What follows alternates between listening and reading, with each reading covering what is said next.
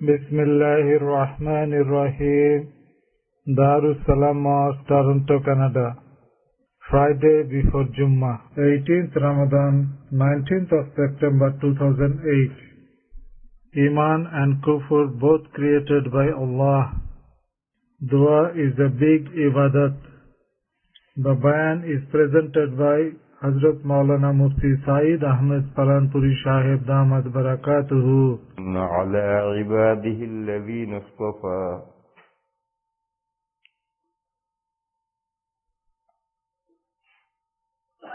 فأعوذ بالله من الشيطان الرجيم وإذا سألك عبادي عني فإني قريب أجيب دعوة الداعي إذا دعاني فليستجيبوا لي وليؤمنوا بي لعلهم يرشدون. صدق الله مولانا.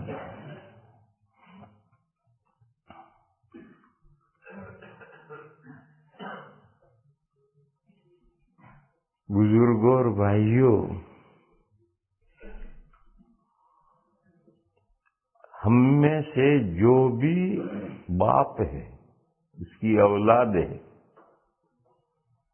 اس کو ایک بات کا خوب تجربہ ہوگا.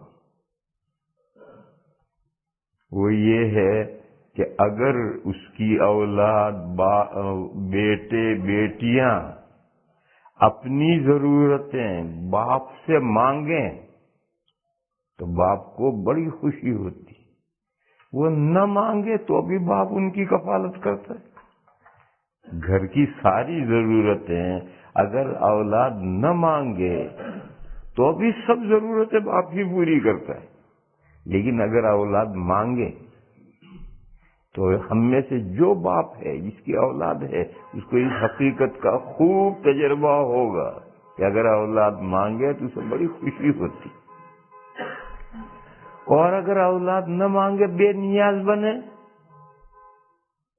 تو دل پر ایک چوٹ پڑتی کہ بڑی نالائق اولاد ہے، ساری اس کی ضرورتیں میں پوری کرتا ہوں اور اسے میری کچھ پڑی نہیں. یہ ایک ایسی حقیقت ہے جس سے ہم سب گزرے ہیں اور گزرتے رہتے ہیں. جس کی بھی اولاد ہے وہ اس حقیقت کو جانتا ہے.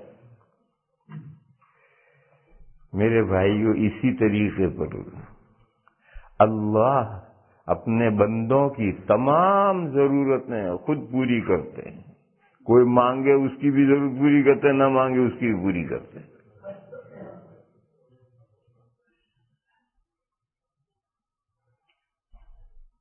پھر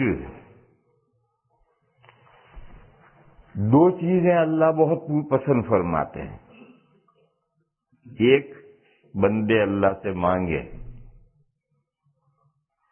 ہم مانگیں گے تو بھی وہ دینے والے، نہیں مانگیں گے تو بھی دینے والے ہیں. لیکن اللہ کو یہ پسند ہے کہ اللہ کو یہ پسند ہے کہ بلکہ بندے اللہ سے مانگے.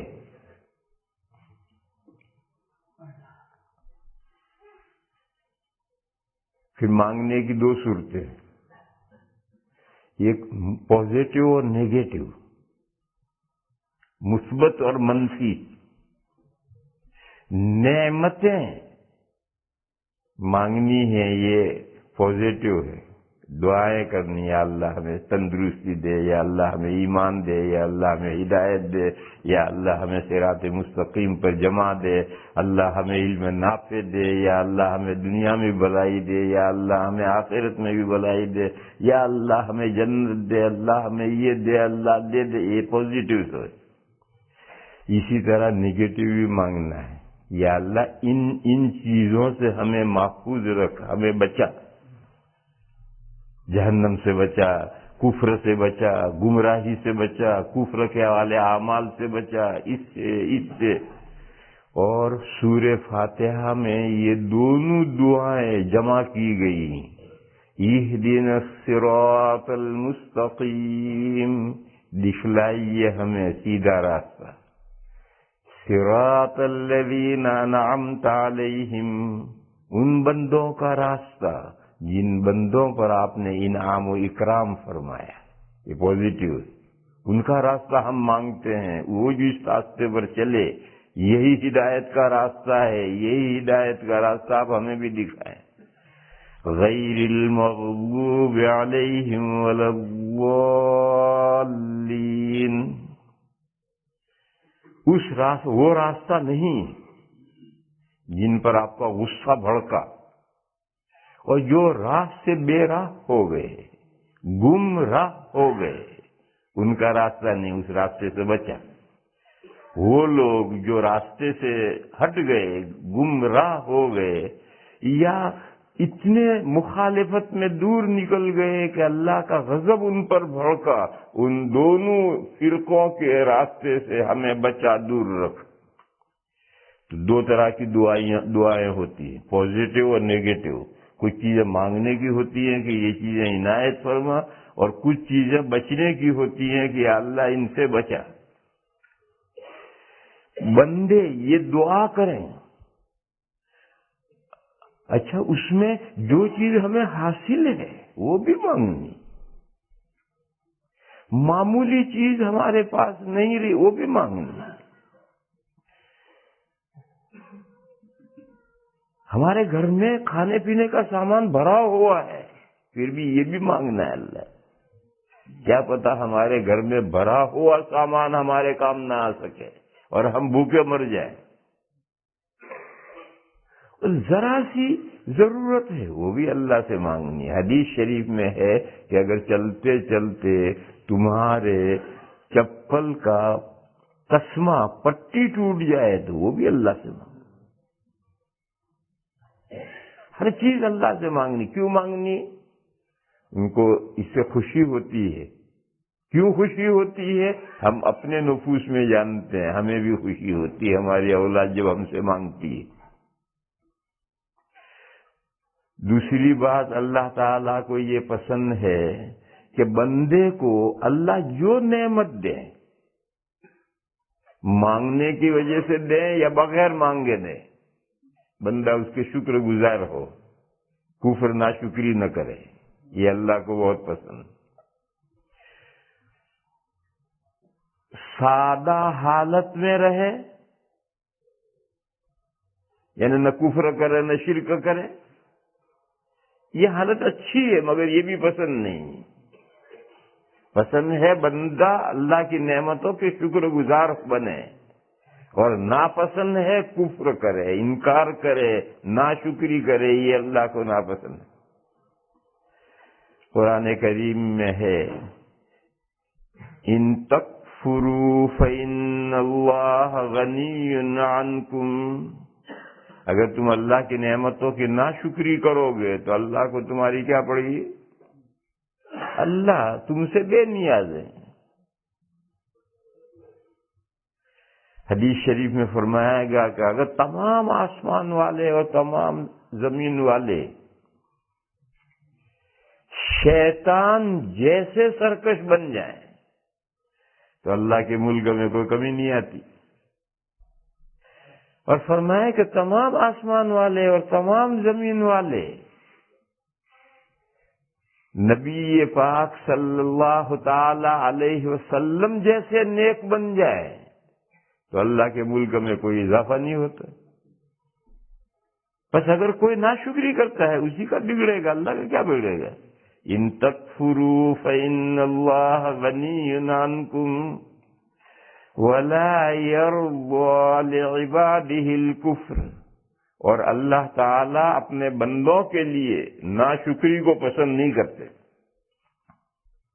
अगर तुम नाशुक्री करोगे अल्लाह का कुछ नहीं बिगड़ता है, मगर अल्लाह को ये पसंद है कि बंदे उनकी नेमतों का शुक्र बजा लाएं। अगर तुम नाशुक्री करोगे तो अल्लाह उसे पसंद नहीं करते। जब नाशुक्री को पसंद नहीं करते तो शुक्र को पसंद करते।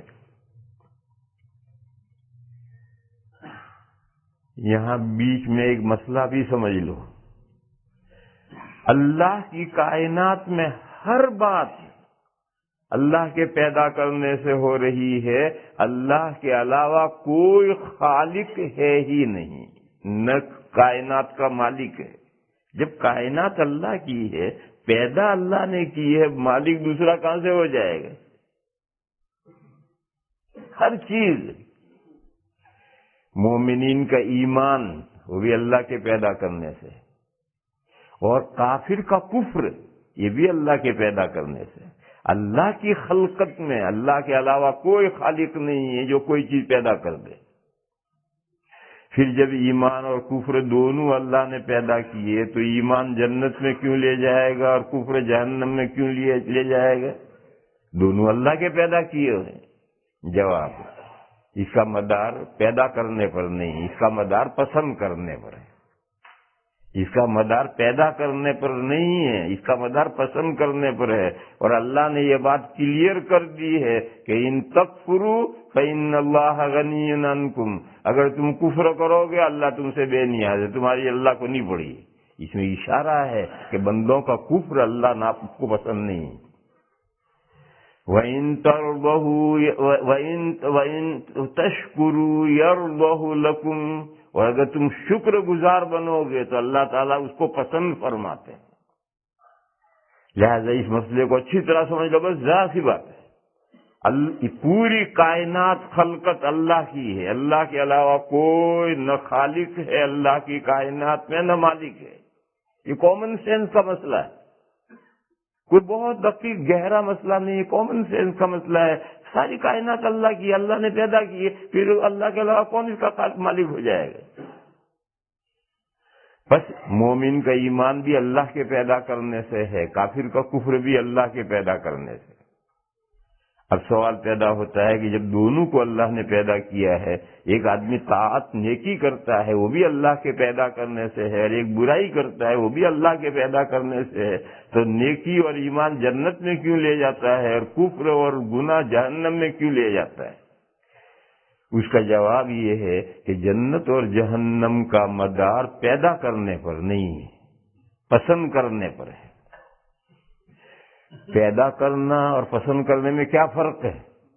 دونوں میں فرق یہ ہے کہ پیدا کرنے والے میں مخلوق کا کوئی اختیار نہیں ہوتا ہے، خالق کی طرف سے ابتدا ہوتی ہے اور ایک مخلوق وجود میں آتی ہے، ہم پیدا ہوئے، ہمارا کیا اختیار ہے؟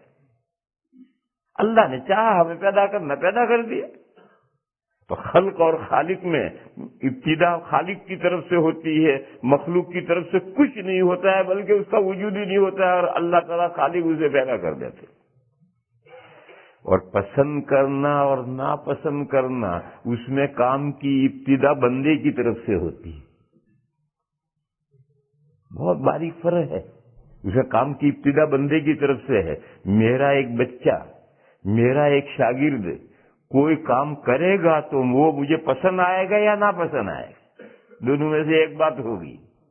یہ جو بندے کی طرف سے ابتدا ہو رہی، اسی کا نام ہے پارشیلی بندے کا اختیار، اور اسی کا نام ہے کسب، اور اسی پر مدار ہے جزا و سزا کا، کیونکہ اس میں بندے کا دخل آ گیا۔ اس کا ابتدا بندے کی طرف سے ہوئی، ابتدا بندے کی طرف سے ہوئی، مگر پیدا اسے بھی آخر میں اللہ ہی نے کیا ہے، مگر ابتدا بندے کی طرف سے ہوئی، لہذا اس پر جزا و سزا ہے۔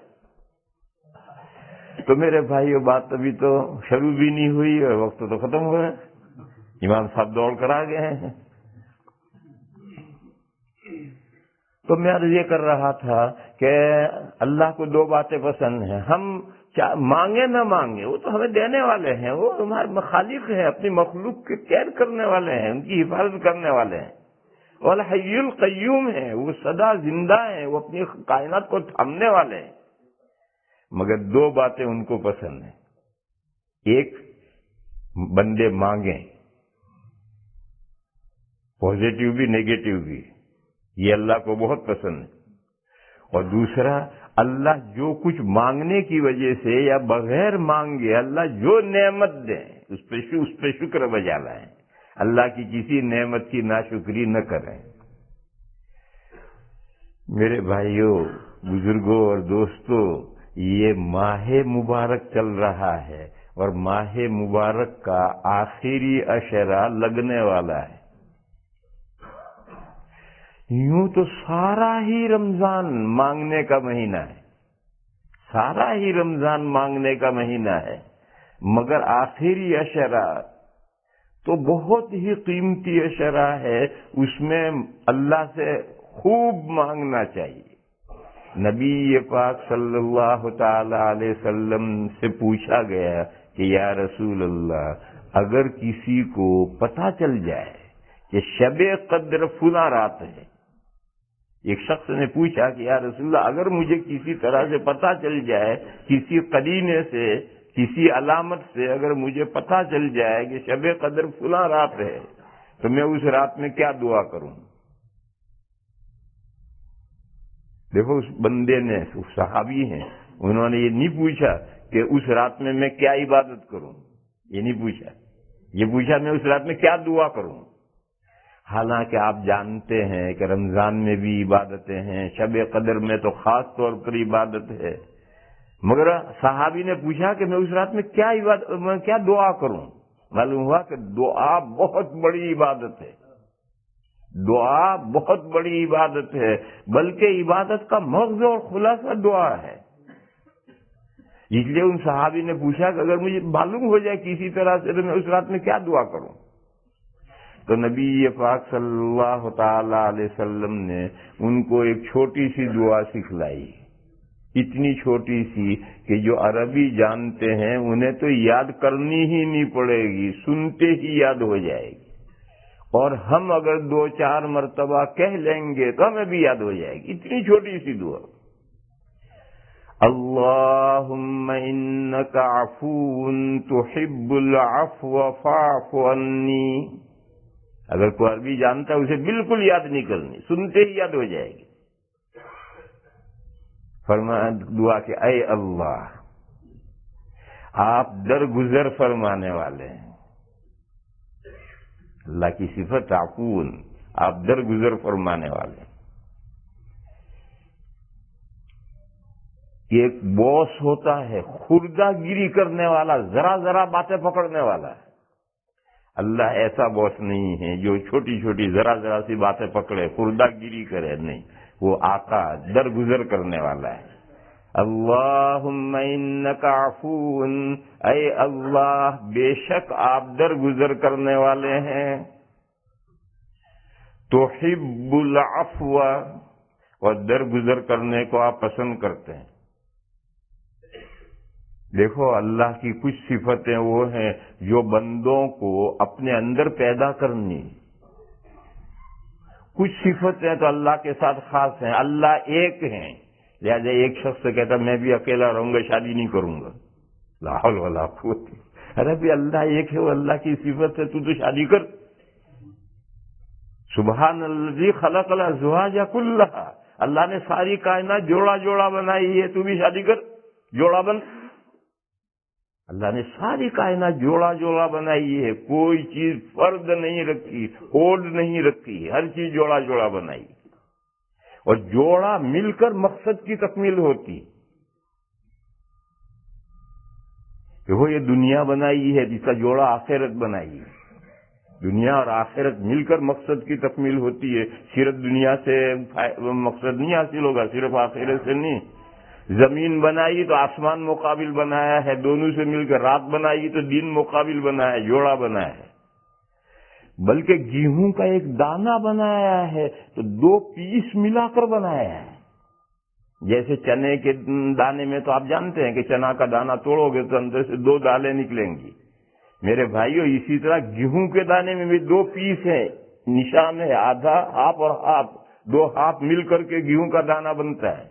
بلکہ ہمارا جو باڈی بنائی ہے 2 ہاف ملا کر بنائی ہے، چنانچہ بہت سی مرتبہ ایسا ہو کہ ایک سائڈ پر لقوہ پڑ جاتا ہے، دوسری سائڈ ٹھیک ہے، معلوم ہے یہ 2 سائڈیں الگ الگ ہیں، اور 2 ہاف ملا کر اللہ نے ہماری باڈی بنائی ہے۔ لہذا میرے بھائیوں اکیلے تو وہ اکیلے ہی ہیں، اللہ کی صفت متکبر، بڑی عالی شان والے، یہ اللہ کی صفت ہے۔ آدمی کو متکبر بننے کی اجازت نہیں ہے، آدمی سے تو کہا تم خاکساری پیدا کرو، اپنے اندر تواضع پیدا کرو، جتنا تم جھکو گے اللہ اتنے اٹھائیں گے۔ حدیث میں ہے من تواضع للہ رفعہ اللہ، جو بندہ اللہ کے لیے جھکتا ہے اللہ اسے اٹھاتے ہیں. لیکن کچھ صفتیں اللہ کی اپنے اندر پیدا کرنی، وہ رحمان و رحیم ہے. مومنین کو بھی حکم ہے تم بھی اپنے اندر یہ صفت پیدا کرو، دوسروں پر مہربانی کرو. درجہ الگ ہے، اللہ کے رحمان و رحیم ہونے کا درجہ الگ ہے، اور ہم مہربانی کریں گے تو ہمارا درجہ الگ ہے، مگر اللہ کی وہ صفت اپنے اندر پیدا کرنی. پس جب اللہ تعالی جل شانہ امن والہ درگزر کرنے والے ہیں اور درگزر کرنے کو پسند کرتے ہیں، اس میں اشارہ ہے کہ اے لوگو، اے مومنو، تم بھی اپنے ماتحتوں سے درگزر کرو، خردہ گیری مت کرو، ذرا ذرا سی بات پر مت پکڑو، درگزر کرو. ایک حدیث میں ہے، ایک صحابی نے پوچھا یا رسول اللہ، بیوی سے اگر کوئی غلطی ہو جائے تو میں کتنی مرتبہ درگزر کروں؟ فرمایا اگر دن میں 100 مرتبہ وائف غلطی کرے 100 مرتبہ درگزر کرو. حدیث شریف ہے کہ اگر وائف غلطی ہو، ایک ہے جان کر گڑبڑ کرے، نہیں، غلطی ہو گئی تو حضور نے فرمایا ایک دن میں اگر 100 مرتبہ اس سے غلطی ہو جائے، ہر مرتبہ درگزر کرو. تو اللہ تعالیٰ درگزر کرنے والے ہیں اور وہ درگزر کرنے کو پسند کرتے ہیں، یعنی اشارہ دیا مومنین کو کہ تم بھی اپنے اندر یہ صفت پیدا کرو. فاعف عنی، بس درگزر فرمائیے مجھے. تو دو طرف دعا ہے، خطاب ہے، دعا ہے، اور بیچ میں ایک تعلیم ہے. اللہم انک عفو تحب العفو فاعف عنی.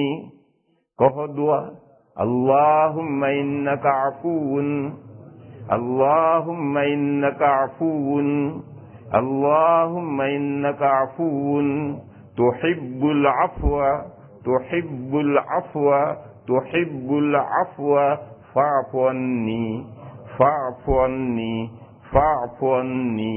یہ حضور نے فرمایا کہ اگر تمہیں پتہ چل جائے کہ فلاں رات شب قدر ہے تو یہ دعا اس رات میں مانگیو. شب قدر پورے مہینے میں کسی بھی وقت آ سکتی ہے، لیکن موسٹلی شب قدر آخری عشرے میں آتی ہے. اسی لیے آخری عشرے کا اعتکاف سنت موقدہ ہے. کیوں؟ ہم خرما، ہم ثواب مسجد میں پڑے ہیں، شب قدر آٹومیٹکلی مل گئی. تو آخری عشرہ لگا ہے، اس دعا کو یاد کرو اور ہر رات مانگو، جتنی مرتبہ مانگ سکتے ہو مانگو. 10 راتوں میں کوئی نہ کوئی تو شب قدر ہوگی. وآخر دعوانا ان الحمدللہ.